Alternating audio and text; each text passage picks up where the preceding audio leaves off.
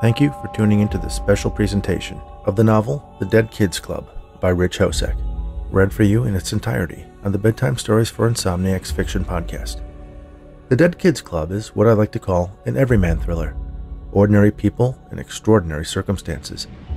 It follows a divorced couple after the death of their son and asks the question, what would you do if the killer of your child got away with it? How far would you go to get the justice you deserve, the revenge you need? And how will you know when you're done? The complete book will be serialized over the next several months between my usual short story episodes. I caution you that unlike most of the content on this podcast, The Dead Kids Club is a gritty thriller depicting scenes of graphic violence and mild sexual content. So, if you're sensitive to that type of material, you've been warned. Please visit bedtimestories.studio to subscribe to my mailing list so you don't miss any chapters of this unabridged audio presentation and news about my upcoming thriller, The 10th Ride. And now, Part 10 of The Dead Kids Club by Hosek. 9. Her eyes slowly open and focus on me. I can see it there, that unrepentant sense of righteousness. Jose Lorenzo, she replies softly. The man whose dogs attacked Erica. I shake my head. You promised you wouldn't kill anyone else. No, she replies. You said we shouldn't kill anyone else. My head spins as the pieces fall into place. The guy's weakened to get me out of the way. The girl's casino trip to serve as her alibi. The whole thing with Eddie Horn to throw me off the track. How could I have been so blind? She excitedly starts to tell me about it, as if she can't hold it in any longer. Amy and I planned every detail. We staked out his house, brought the dogs treats so they would get to know us, staged another car up near the casino so we could drive back and kill Jose while the casino's security camera had our car in their garage all night. You should be proud. I'm not, I reply. This is wrong. I can't wait till the next group when Wendy and Yule tell us how relieved they are to know that Lorenzo is dead. I shake my head. We can't go back to the group now. Someone's going to start asking questions. Barb is already getting suspicious. It was beautiful, she continues, oblivious to my horror. Amy and I came up with a wonderful plan. What plan? You remember that movie, Hannibal? The one with Anthony Hopkins, where the guy had trained pigs to eat people? There's a look of excitement in her eyes. Apparently, the guys who fight dogs use strays to train them. The scent of another dog drives them nuts. So Amy had the idea of making Lorenzo smell like a dog and then getting him into that kennel. Of course, we had to knock him out somehow. That was easy.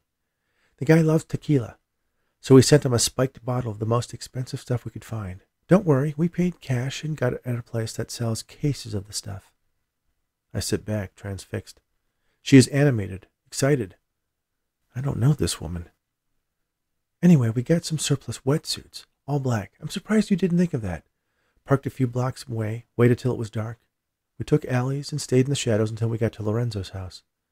The front door was unlocked, so we just walked right in, and we saw him passed out on his couch. We looked around to make sure there wasn't anyone else in the house.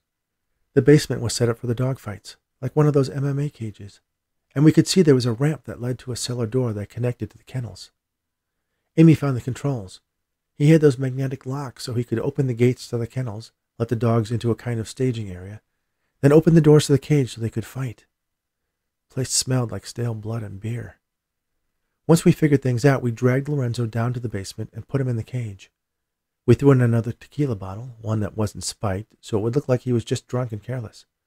Then Amy took out a bottle of dog pee she had collected. Don't ask me how. Anyway, we sprinkled it on him, and then for good measure wrapped some raw bacon around his neck. Rebecca revels in the details of their plan. I can see the excitement growing in her eyes as she continues. Amy opened the doors to the kennels. At first, the dogs didn't come in. We took some bacon and slipped it through the chain-link fence. I even tried meowing to see if that would get their attention. Eventually, we got them into the staging chutes. They started going nuts once they saw us, and even started turning on each other. So Amy opened the door to the main cage, and they rushed in. At first, they didn't know what to make of it. Then one of them sniffed around Lorenzo, then started licking the bacon around his neck. One of the other dogs tried to get at it too, and that's when it got fun. The dog started stepping all over him. Some of them must have noticed the smell of dog urine we put on him because they started ripping at his clothes. Then they started ripping at his flesh. Once they caught the scent of blood, they just went for it. I think I saw Lorenzo's eyes open just for a second, and he might have tried to scream, but the dogs had their jaws locked on his throat by that point, and he went limp. Once we knew he was dead, we cleaned up, wiped down any fingerprints and stuff, then sneaked back out into the dark and made our way back into the alley. No one saw us. We got to the car, drove back to the casino, and played slots the rest of the night. She sighs smugly. It was perfect. I grab her by the shoulders, look her straight in the eyes. If I've learned anything in the last couple months, it's that there's no such thing as perfect. What if Vitali's people were watching you? What if you went through a red light camera? What if someone at the casino noticed you weren't there when you say you were? All of my questions bounce right off of Rebecca's steely demeanor. She dismisses my concerns with a roll of her eyes and a wave of her hand. You worry too much. No one has caught on to us yet, and no one is going to. We were careful, just like you taught me. Taught her? Look, if it bothers you that much, I'll stop. Yes, it does. It bothers me that you're going around killing people after we decided it was over. Okay, I get it. It's just that Amy and I wanted to help out Wendy. We know how she feels. So do I. It's not the same thing, she says. You're not a mother. What's that supposed to mean? I shoot back. Just because I wasn't the one who was pregnant, I can't feel the same loss? She shakes her head in frustration. Forget it. You wouldn't understand. She stands, wraps a sheet around her body, suddenly embarrassed by her nakedness. I can't think of a thing to say. She walks to the bathroom, slams the door behind her. A chill scurries down my spine. 10. The church sanctuary is empty. The doors are open when I walk up, so I go inside, not knowing what to expect, just needing a place to sit and think, maybe pray. It is almost noon. It's Monday, and instead of sitting behind my computer or checking the servers at work, I've been wandering the streets of my neighborhood, visiting some of Nick's favorite places, the parks where he played with his friends, the candy store where we went every Saturday, the hill we used to sled down in winter. At some point, I found myself at the church Rebecca and I had started going to a while back. We haven't been to any services since those first few. Our weekends have been otherwise occupied. And whether I ended up here consciously or not, I know this is where I need to be. I look around. The stained-glass windows cast a kaleidoscope of colorful shapes across the pews. Careworn Bibles and hymnals fill the nooks on the backs of the benches. The cross behind the altar is plain, unadorned. I bow my head, trying to put into perspective the consequence of my actions. I have been directly and indirectly responsible for the death of 4 people. Rebecca and I have both had close shaves with death ourselves. The fact that the police or the mob hasn't caught on to us yet is pure luck. I think of all the things I did wrong along the way, the most grievous of all, allowing Rebecca to become a part of it. My mind replays that phone conversation when we first decided that we were going to kill Vitali. I wish now that I had just talked her out of it. Nothing we've done has brought Nick back.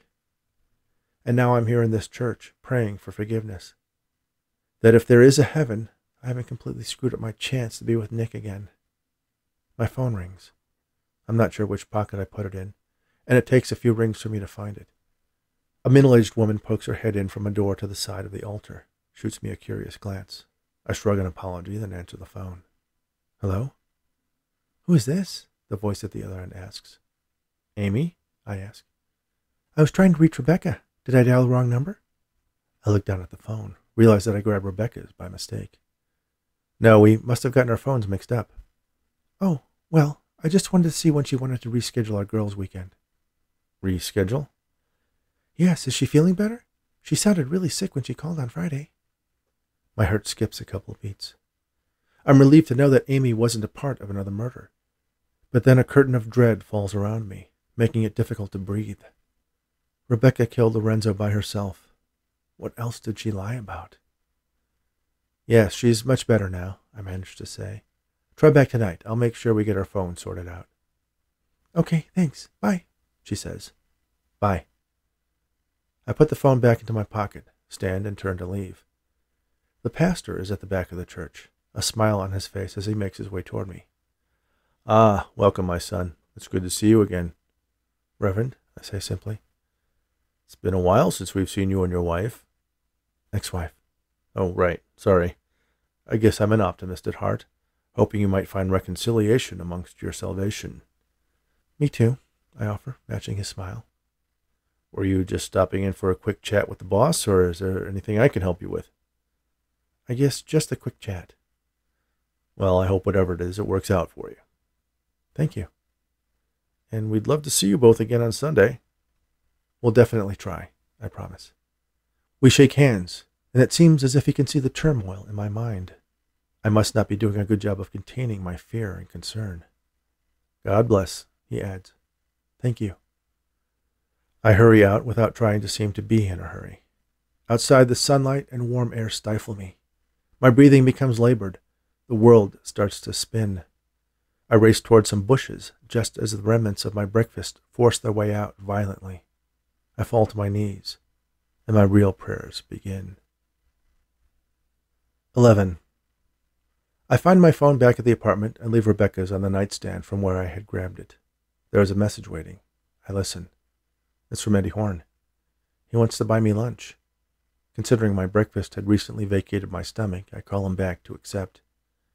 The phone rings immediately after I hang up with Eddie. It's my boss. Are you all right? Haven't heard from you today. I figured you were still sleeping off the weekend, he says. Yeah, I must have slept through the alarm. I meant to call. I was just finally able to get some sleep and just... Don't worry about it, buddy. Call it a sick day. We'll see you tomorrow? Definitely, I answer. Great. Need to talk to you about something. Nothing bad, but it is important, so make sure you get your butt in here. I will. All right. Hide Rebecca for me. Will do. I hang up without waiting for a goodbye. I really don't even want to go back to work. I feel like everything outside of killing Vitaly that I've done over the last 6 months has been a shell, an exoskeleton I've outgrown and need to shed and discard. I set my alarm and lie down for a nap. Luckily, I don't dream. 12. Eddie is excited. He tells me about the death of the dogfight guy. I mentioned that I heard something about it on the radio, which I did. The details were thin, the newsworthiness limited to the fact that his dogs had been responsible for the death of a young girl. I have a source in the coroner's office, he tells me in a hushed tone. He looks around for anyone listening. No one seems interested in our conversation. He passed along some gruesome details. I know, of course, what he's going to say. How the man's own dog savagely ripped out his throat. Someone really did a number on him. Not what I was expecting. I display my genuine surprise. What do you mean? Well, when the cops first got there, they thought he had been attacked by his pit bulls. He'd been dead a couple days, and the dogs had really gone to town on him. Isn't that what happened? Once the medical examiner got the bastard on a slab and took a closer look, turns out the dogs had a little help. Some bacon left in the wound, I suppose to myself. Eddie checks his periphery again. Someone took a razor blade or something to the guy's neck, sliced the flesh to ribbons. Like I said, at least one of the dogs was hungry enough to dig in, but some of the cuts were still evident, and there was scoring on the vertebrae. Someone killed him and wanted it to look like the dogs did it. Eddie's words slip in and out of my consciousness, dancing with the story Rebecca told me and the revelation that Amy had not been there. I pictured Rebecca in her black wetsuit, slicing at Lorenzo's neck, a fiendish grin on her face. I imagine that her description of him waking up while he was dying is something she witnessed a little more directly than she had let on. Hey, buddy, sorry, didn't mean to gross you out or anything. I return my attention back to Eddie, shake my head. No, I'm okay. Did a little too much partying over the weekend. Oh, Eddie nods. Listen, there's something else I really want to talk to you about. Just between you and me, okay? I nod. Sure. Well, you asked me to look into this guy on account that he got away with being responsible for the death of that little girl. Erica. Right. Well, it got me to thinking about Vitaly. How someone took him out, and he, too, was responsible for the death of a child. I shrug. They were both scumbags. Sounds like coincidence. Yeah, I don't believe in coincidence. You and Mikey Manzanetti, I think to myself. So I did a little digging. There have been a couple other strange deaths involving people who were involved either directly or indirectly with the deaths of children.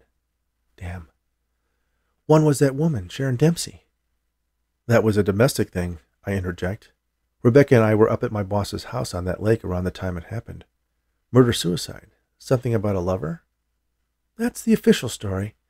But I talked to some of the local cops, and there were some witnesses who say they heard a commotion on the Dempsey's dock around the time of the murder. Did anyone see anything? I asked nervously. No, but the deputy I spoke to said the spurned lover thing just didn't feel right to him. Eddie took a sip from his coffee before continuing. I also found a story about a guy who burned to death at his grease-trap roadside diner. Turns out he was implicated in the death of a boy and his father. I'm not sure how much more Eddie knows. Maybe he's playing me, fishing for information. It wouldn't look good if I held anything back. I sit back, appearing shocked. Are you saying he was murdered too? Again, the local cops have their suspicions, but no proof.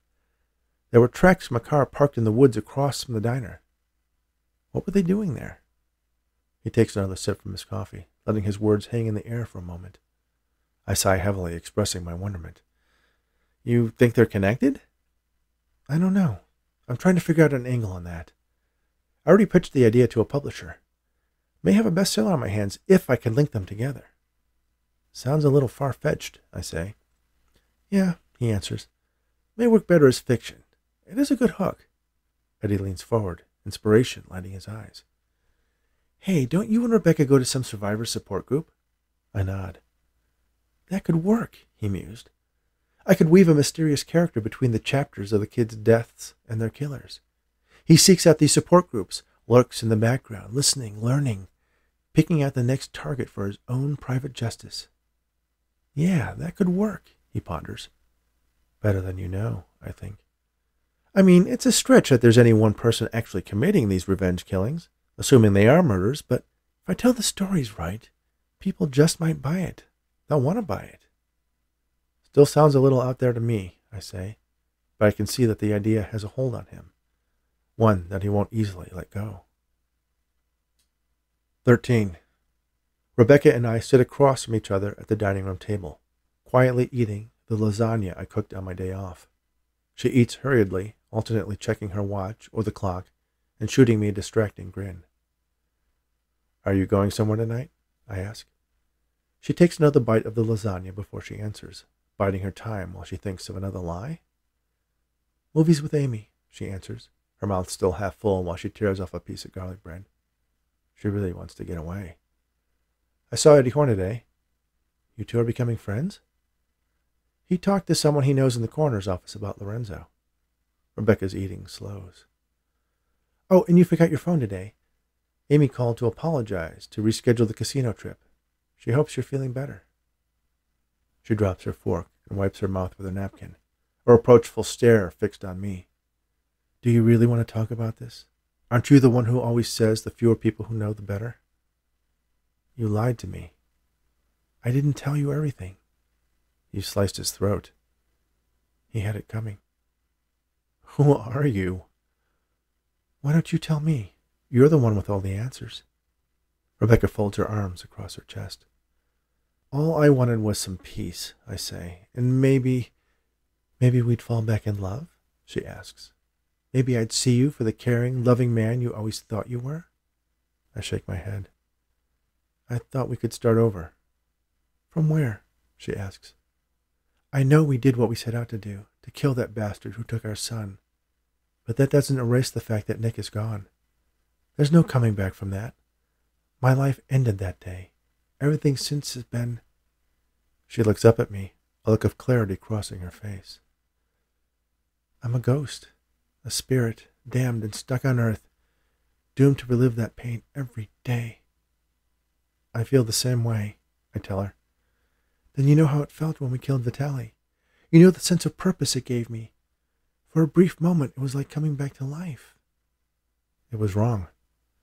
No, the only thing wrong with it was it didn't last. My God, why is she making so much sense? Cooper, Dempsey, I know you felt it too. I did. I also remember that I almost lost you. But you didn't. Nick's death transformed me, transformed us. Can you honestly tell me we haven't left the world a better place by ridding it of those vile people? It's still wrong. No, it's not. It's the only thing that's right. She reaches across the table and grabs my hand. Do you really want to start over? Of course I do. I need this. If you want to be with me, I need this. And I need you to be a part of it. She pulls my hand toward her, and the look of defiance and purpose melts from her face. She looks vulnerable and afraid. It feels like the first honest thing she said to me since we killed Vitaly. And she's right. We can't go on like this forever, I plead. I know, she admits. She lets go of my hand and sinks back in her chair. I just need... Need what? I ask. Doing it alone was... There was something missing. It wasn't the same without you. It frightens me to think of you out there by yourself. She takes my hand again. I need you to help me with one more. I start to shake my head. Just one more, the last one, she promises. I want to believe her. She gets up from her chair and crosses around to my side of the table, then slips into my lap, takes my face in her hands, and kisses me. I do believe her. Who? Justin Berman. I draw a blank. The guy who took Barb and Brian's daughter on her last joyride. I think back. Had they ever mentioned that name? If we could just give them some peace, I really think I could try. Try? I ask. Try to start over, she finishes. Before I can reply, she kisses me again. Her lips taste of the garlic and herbs from the sauce and the lasagna. She presses her warm, soft breasts against me as she kisses me even more deeply, running her fingers through my hair. She reaches down to find me aroused by her unexpected seduction. Take me, she whispers. I slip an arm under her legs, another around her back, and stand up from the chair. She seems lighter than I remember. Her hair falls against my cheek as she buries her face in my neck, and I carry her to the bedroom. The sex is back to the pedestrian version that marked the last months of our marriage, but even that is still satisfying and comforting. She lies still on the bed, one hand resting on her naked belly, the other in a loose fist next to her face. I watch her sleeping, perched on the edge of the bed, fearful of moving and waking her. I've decided I will do what she wants. How could I not? I am a ghost, too. Betsy. 1. At work, I catch up on the tasks that piled up while I was out sick. My boss reminds me that he wants to talk to me as he rushes into a meeting, promising to catch up to me after lunch. I find time to whip up another thumb drive virtual machine and start assembling information about Justin Berman. There are a few articles online about the prom night accident, and several police blotter entries that mention his name. More digging uncovers some stories since the accident. One is about a scholarship award.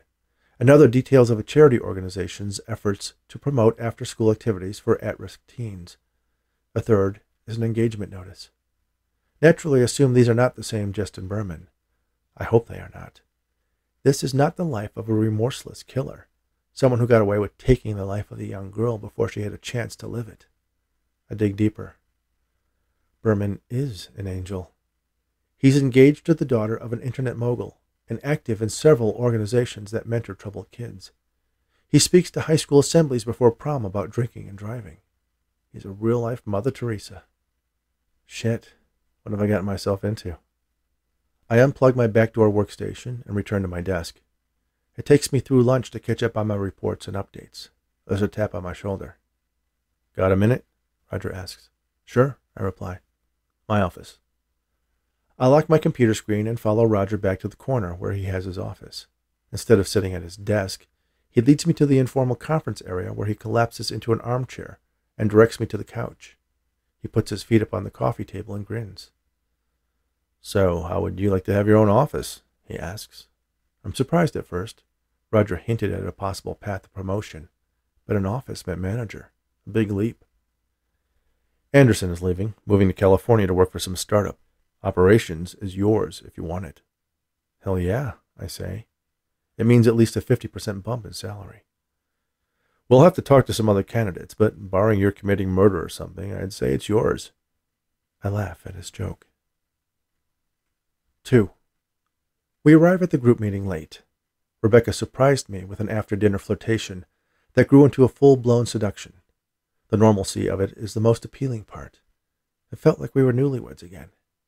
A part of me understands that this is her way of motivating me. a promise of what her life can be if I go along with her plan for one last act of vengeance. But I don't care. I suspect she knows the same things about Justin Berman that I know.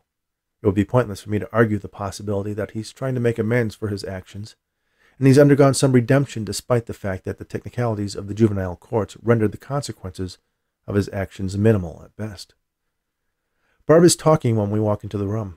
Our regular seats are empty, and we quickly and quietly sit down under a momentary glare from Barb as she kicks off the session with a story about her grandniece. She tries to hide it, but there is a tinge of sorrow in her voice that her sister has grandchildren, while she and Brian never will. As she speaks, I glance around the room. There's a new couple, one of whom I recognize.